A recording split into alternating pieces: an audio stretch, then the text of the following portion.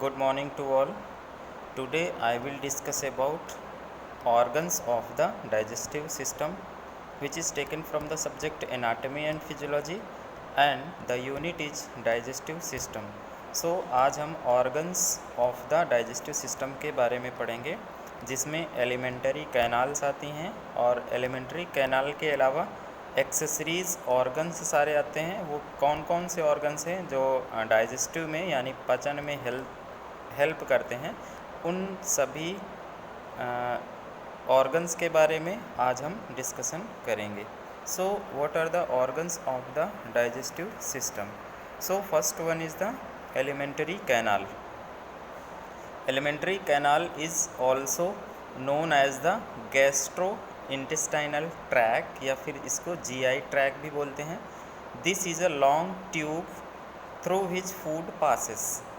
Elementary canal को हम दूसरे वर्ड्स में जीआई ट्रैक भी बोलते हैं। जीआई ट्रैक एक लॉन्ग ट्यूब होती है जिसमें से फूड पास होता है। It commences at the mouth and terminate at the anus, and the various parts are given separate name, although structurally they are remarkably similar. It means कि ये जो स्टार्टिंग पॉइंट है एलिमेंट्री कैनाल का वो mouth से start होता है और टर्मिनेट मतलब कि एंड होता है ये एनस पे, यानी माउथ से लेकर के एनस तक। जैसे कि कल मैंने पिक्चर के थ्रू भी बताया था, माउथ से लेकर के एनस तक पूरा एलिमेंट्री कैनाल होता है। इसके जो डिफरेंट जगह के जो पार्ट्स होते हैं तो उनके नेम सेपरेट हो सकते हैं, लेकिन जो स्ट्रक्चर्स होता है एलिमेंट्री कैनाल का वो लगभग सिमिलर होता है या फिर समान होता है। उस स्ट्रक्चर कल एलिमेंट्री जो कैनाल होती है उसका स्ट्रक्चर भी मैंने कल पिक्चर के थ्रू समझाया था, आज भी उसको रिपीट करेंगे और उन स्ट्रक्चर्स में कौन कौन सी लेयर्स होती हैं और उन लेयर्स में क्या क्या पाया जाता है उसका भी डिस्क्रिप्शन करेंगे। So what are the accessory organs, यानी डाइजेस्टिव सिस्टम के कौन कौन से ऑर्गन्स हैं जो एक्सेसरीज में यानी कि हेल्प करते हैं डाइजेशन में। First one is various secretions are poured into the alimentary tract, some by glands in the lining membrane of the organs. Example, gastric juice secreted by the glands in the lining of the stomach, and some glands situated outside the tract. The latter are secretory organs of the digestive system. In their secretions pass through duct to enter the tract. It means कि हमारे जो digestive system होता है, जो पाचन तंत्र, तो उसमें वेरियस टाइप के सीक्रेशंस जो होते हैं वो सीक्रेट होती हैं। कुछ तो हमारे डक्ट के थ्रू सीक्रेट होते हैं और कुछ डायरेक्टली सीक्रेट होते हैं। वो कौन कौन से होते हैं? जैसे कि फर्स्ट गैस्ट्रिक जूस होता है, तो गैस्ट्रिक जूस जो होता है वो हमारे ग्लैंड्स से सीक्रेट होता है, जो कि हमारे स्टमक के लाइनिंग लेयर पे ही पाया जाता है। एंड कुछ ग्लैंड्स ऐसी होती हैं जो आउटसाइड द ट्रैक, यानी जो एलिमेंट्री जो ट्रैक होती है उसके बाहर साइड पे लोकेटेड होते हैं या स्थित होते हैं और उनमें एक डक्ट पाया जाता है। उन डक्ट से जो भी उनका सीक्रेशंस होता है वो पोर आउट करते हैं, मतलब कि उसमें जो भी डाइजेस्टिव सिस्टम्स होता है तो उसमें अपना जो सीक्रेशंस हैं वो हमारे स्टमक में लाते हैं या फिर छोड़ते हैं। तो जो भी आउटसाइड ऑफ एक्सेसरीज ऑर्गन्स होते हैं जो एलिमेंट्री कैनाल से थोड़ा बाहर की ओर स्थित होते हैं वो कौन कौन से होते हैं? They consist of 3 pairs of salivary glands. इनमें हमारा 3 पेयर जो होती हैं वो सलाइवरी जो ग्लैंड्स होती हैं वो भी शामिल हैं, एंड पैनक्रियाज। इसके अलावा पैनक्रियाज के बारे में भी सुना होगा, तो पैनक्रियाज भी इसमें से शामिल है, जो कि अपने डक्ट के थ्रू सीक्रेशंस को एलिमेंट्री कैनाल तक पहुंचाते हैं। नेक्स्ट हमारा होता है the liver and biliary track.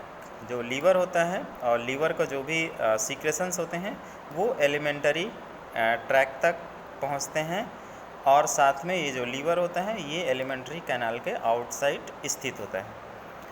Next हम डिस्कस करेंगे basic structure of the elementary canal. Elementary जो कैनाल्स होता है उसका बेसिक स्ट्रक्चर क्या होता है, तो इस स्ट्रक्चर के बारे में कल हमने सिर्फ पिक्चर के माध्यम से समझा था, और आज हम इसको मीन्स की डिस्क्रिप्शन में बताएंगे कि इस कैनाल में कौन कौन सी लेयर्स होती हैं और उनका क्या फंक्शन होता है।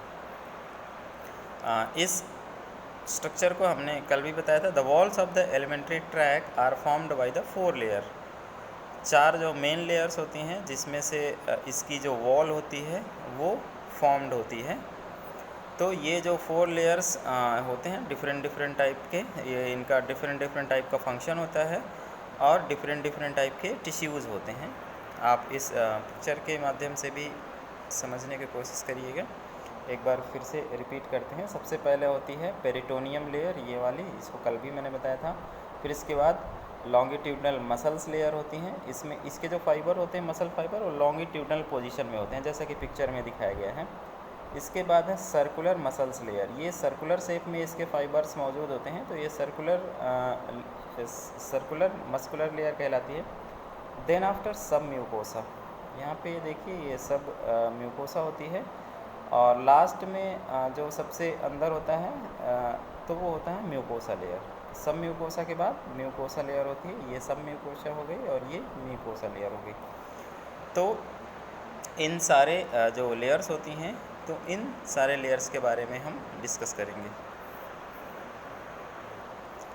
सबसे पहले हम डिस्कस करेंगे एडवेंटिटिया और सिरोसा के बारे में। This is the outer most layer. Serosa या फिर एडवेंटिटिया जिसको बोलते हैं, ये सबसे आउटर मोस्ट होती है, यानी सबसे बाहर की परत होती है। In the thorax is consist of loose fibrous tissue. जो थोरैक्स वाला पोर्शन होता है यानी थोरेसिक जो कैविटी होती है, तो उसमें लूज फाइब्रस जो टिश्यूज़ होते हैं उससे मिलकर के बना होता है। एंड द एब्डोमेन, एंड अगर यही जो लेयर्स हैं तो एब्डोमेन में जब फाउंड होते हैं तो abdomen the organs are covered by the serous membrane serosa called the peritoneum. यही लेयर आगे जा कर के एब्डोमिनल ऑर्गन्स को जब कवर करती है तो इसको पेरिटोनियम लेयर कहते हैं। पेरिटोनियम क्या होती है इसका डिस्कशन करेंगे। The peritoneum is the largest serous membrane of the body. Peritoneum क्या होती है, ये हमारे बॉडी की सबसे लार्जेस्ट सीरस मेम्ब्रेन्स होती है। It is a close sac, ये एक बंद पाउच की तरह होता है, containing a small amount of serous fluid within the abdominal cavity. Abdominal cavity के एब्डोमिनल कैविटी में ये जो पेरिटोनियम जो लेयर्स होती हैं तो इसके बीच में पेरिटोनियल कैविटी होती है जिसमें एक स्मॉल अमाउंट में सीरस फ्लूइड पाया जाता है। ये जो सीरस फ्लूइड होता है एब्डोमिनल ऑर्गन्स को प्रोटेक्ट करने में हेल्प भी करता है। It provide a physical barrier to local spread of the infection. Next point discuss करेंगे। It is richly supplied by the blood and lymph vessels and contain many lymph nodes. ये जो serous जो हमारी layers होती है तो ये इसमें ब्लड वेसल्स भी पाए जाते हैं, लिम्फ वेसल्स पाए जाते हैं और लिम्फ नोड्स भी इसमें पाए जाते हैं। और ये जो लेयर्स होती है तो हमारा फिजिकल बैरियर, इट मीन्स कि बाहरी किसी भी प्रकार का जो भी इन्फेक्शंस होता है तो इन्फेक्शन को स्प्रेड होने से ये लेयर्स रोकती है। It can isolate and infective focus such as appendicitis preventing involve the other abdominal structure. It has 2 layer. जैसे सपोज दैट कि एपेंडिसाइटिस जो हमारा होता है तो एपेंडिसाइटिस जो स्ट्रक्चर्स हैं ये हमारे जैसे इसमें कोई इन्फेक्शन होता है तो अदर पार्ट में ना फैले, इसके लिए भी ये लेयर्स हेल्प करती है। और ये दो जो एपेंडिसाइटिस होती है इसमें 2 लेयर्स पाए जाते हैं। सबसे पहली जो लेयर्स होती है the parietal peritoneum which lines the abdomen wall, the visceral peritoneum which covers the organs यानी viscera with the abdominal and pelvic cavities। जो पहली जो लेयर्स होती है पेराइटल पेरिटोनियम तो ये हमारे एब्डोमिनल वॉल के आसपास में पाई जाती है। जो विसलर जो पेरिटोनियम होती है तो ये हमारे एब्डोमिनल एंड पेल्विक कैविटीज़ को कवर करने में हेल्प करती है। ये एक पिक है जिसमें आपको दिखाया गया है द पेरिटोनियल कैविटी। ये जो पेरिटोनियल कैविटी देख रहे हैं ये गोल्ड कलर की इसमें दी गई है। और बी नंबर है the greater omentum is store fat which provide both isolation and long term energy store. ये जो येलो कलर का आप देख रहे हैं, इस जो फर्स्ट वाले में है ये पेरिटोनियल कैविटी दिखाई गई है, और जो दूसरा वाला है तो ग्रेटर ओमेंटम। ग्रेटर ओमेंटम का मीन्स होता है कि हमारा जो फैट होता है इस वाले जगह पे बहुत सारा स्टोर होता है, और नीड होने पे यानी ज़रूरत होने पे ये एनर्जी को रिलीज़ भी करता है। ये एक प्रकार का फैट होता है जो हमारे एब्डोमेन एरिया में या फिर पेरिटोनियम एरिया में ये पाया जाता है। और ये जो येलो पोर्शन आप देख रहे हैं पेरिटोनियम कैविटी जो देख रहे हैं, तो पेरिटोनियम कैविटी वेरियस टाइप के ऑर्गन्स को सपोर्ट करके रखती है और उन ऑर्गन्स को एक दूसरे से बाइंड करके रखने में हेल्प करती है। नेक्स्ट हम डिस्कस करेंगे the pancreas, spleen, kidney and adrenal glands are invaginated from the behind out, only their anterior surface are covered and therefore retroperitoneal lie behind the peritoneum. जो pancreas होता है, spleen होता है, kidney होती है, adrenal glands होते हैं, तो ये हमारे मतलब behind but only their interior surface are covered, यानी जो आपने ये कैविटी देखी है तो कैविटी में इसके ये जितने भी स्ट्रक्चर्स के नाम मैंने बताया जैसे पैनक्रियाज, स्प्लीन, किडनी, तो इनके इंटीरियर सरफेस इनके कवर होते हैं इस कैविटी के अंदर। और देन आफ्टर जो पोस्टीरियर सरफेस होता है तो उसको क्या बोलते हैं, रिट्रोपेरिटोनियम। वो किन चीज़ों से कवर होते हैं आगे अगले पॉइंट में डिस्कस करेंगे। नेक्स्ट है the liver is invaginated from above. जो लीवर होता है वो थोड़ा इन स्ट्रक्चर्स के थोड़ा सा एबव के ऊपर में इन्वेजिनेटेड होता है यानी पोजिशनड होता है, and the almost completely covered by the peritoneum, और ज़्यादातर ये पेरिटोनियम लेयर से कवर होता है, which attach it to the inferior surface of the diaphragm. और ये जो डायाफ्राम जो होता है उसका इंटीरियर सरफेस से भी अटैचमेंट होता है। नेक्स्ट हम डिस्कस करेंगे मसल्स लेयर।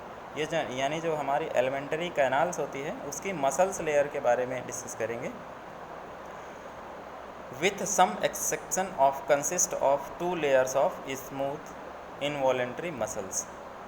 इसमें 2 लेयर्स होती हैं, वो इनवॉलेंट्री होती हैं, और इन मस्कुलर लेयर्स का क्या क्या फंक्शन होता है उसके बारे में डिस्कस करेंगे। The first one is contraction and relaxation. These muscles layer occurs in wave, यानी इन मसल्स में कॉन्ट्रैक्शन एंड रिलैक्सेशन दोनों पाया जाता है।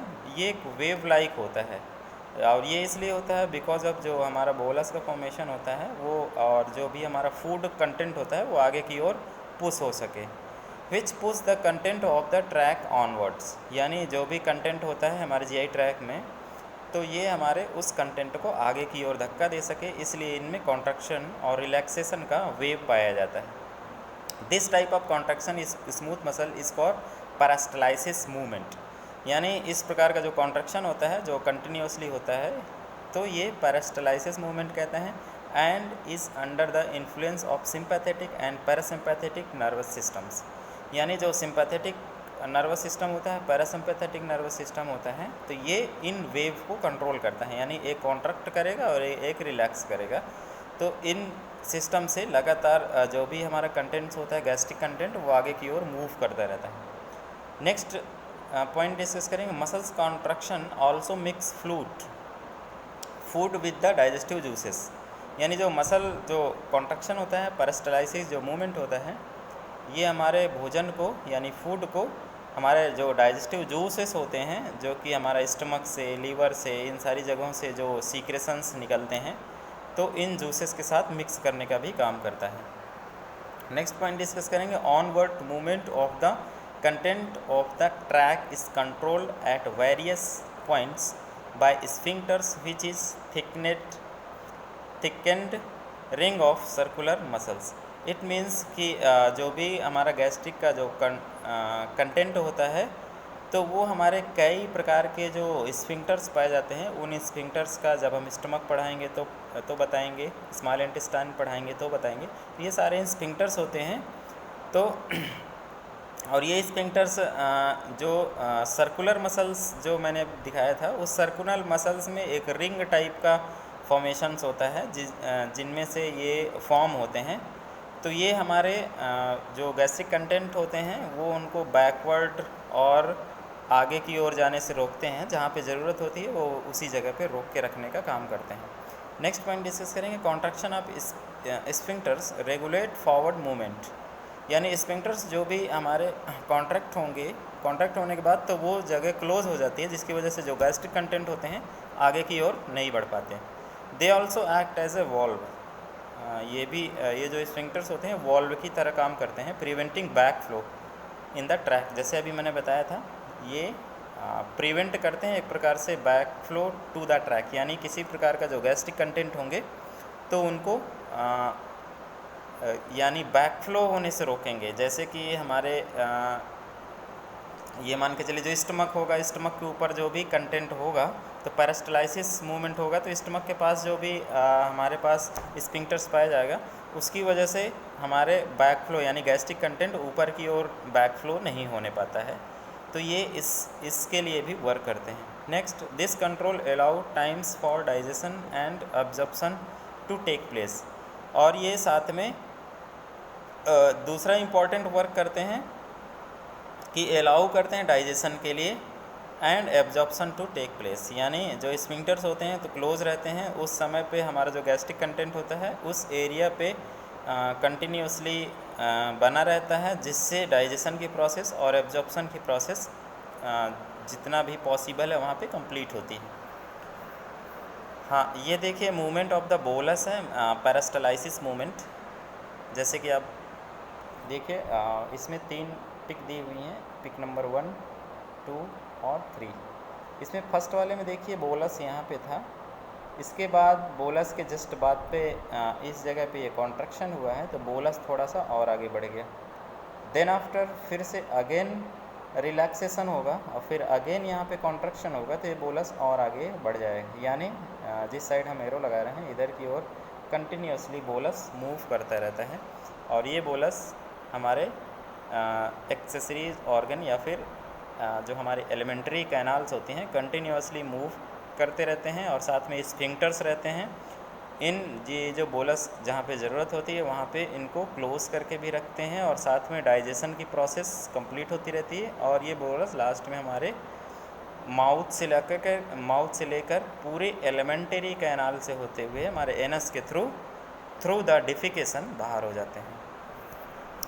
नेक्स्ट हम डिस्कस कर रहे हैं सब म्यूकोसा के बारे में। सब म्यूकोसा लेयर्स अभी मैंने पिक्चर में ऊपर दिखाया था। This layer consist of loose areolar connective tissue containing collagen and some elastic fibers which bind the muscles layer of the mucosa। जो मस्कुलर लेयर्स होता है जिसको म्यूकोसा भी बोलते हैं, उसको बाइंड अप करने के लिए यानी उसको कंटिन्यू होल्ड करने के लिए ये सब म्यूकोसा पाया जाता है। और ये किन चीज़ों से मिलकर के बना होता है? कोलाजन एंड इलास्टिक फाइबर से मिलकर के। नेक्स्ट हम डिस्कस करेंगे म्यूकोसा लेयर के बारे में। This consist of 3 layer of tissue. जो म्यूकोसा लेयर्स होती है वो म्यूकोसा 3 लेयर्स ऑफ टिश्यू से मिलकर के बनती है। First one is mucus membrane formed by the columnar epithelium. जब मैंने टिश्यू पढ़ाया था कॉलमनर एपिथेलियम मैंने बताया था, इनके सारे क्लासिफिकेशन बताए थे। तो जो म्यूकस मेम्ब्रेन्स होती है वो कॉलमनर एपिथेलियम से फॉर्म्ड होती है। एंड इनर मोस्ट जो सबसे लास्ट वाली जो लेयर्स होती है तो इसका मेन 3 फंक्शन होता है। पहला नंबर प्रोटेक्शन, दूसरा सीक्रेशन एंड लास्ट होता है एब्जॉर्प्शन।